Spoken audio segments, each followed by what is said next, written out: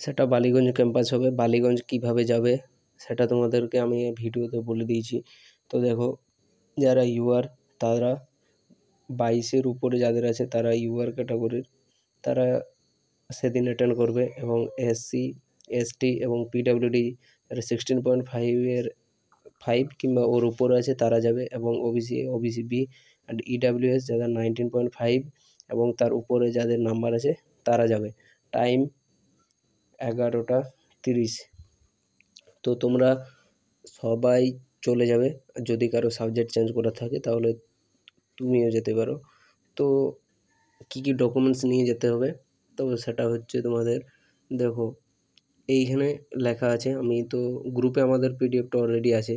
তো তুমি এখানে দেখো তোমার যে অ্যাপ্লিকেশন ফর্ম সেটা প্রিন্ট করে নিয়ে যাবে। তারপর মাধ্যমিক, উচ্চ মাধ্যমিক এবং বিএসসি অনার্সের অরিজিনাল এবং প্রত্যেকটার ফটোকপি নিয়ে যাবে। তার সাথে হচ্ছে তোমার আধার কার্ডের ফটোকপি নিয়ে যাবে। এসটি, এসসি, ওবিসি যার যেরকম ক্যাটাগরি সার্টিফিকেট সেগুলো তোমরা নিয়ে যাবে। তারপর ডোমেস্টিকেশনের যেটা আছে ডোমিসাইল সেটা নিয়ে যাবে। তারপর তোমরা যে হল টিকিটটাও নিয়ে যাবে, কারণ হল টিকিটটাও এখানে দরকার আছে।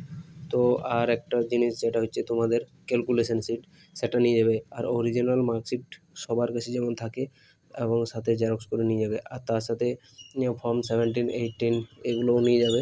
তো এগুলোও দরকার আছে। তো তোমরা পুরো ভিডিওটা বুঝতে পারলে, যদি কারো অসুবিধা থাকে তো কমেন্ট করো, কিংবা গ্রুপে তোমরা বলতে পারো যে তোমাদের কোথায় কী কার প্রবলেম হচ্ছে। তো তোমাদের ফুল ডিটেলসে সেটা বলে দেওয়া হবে।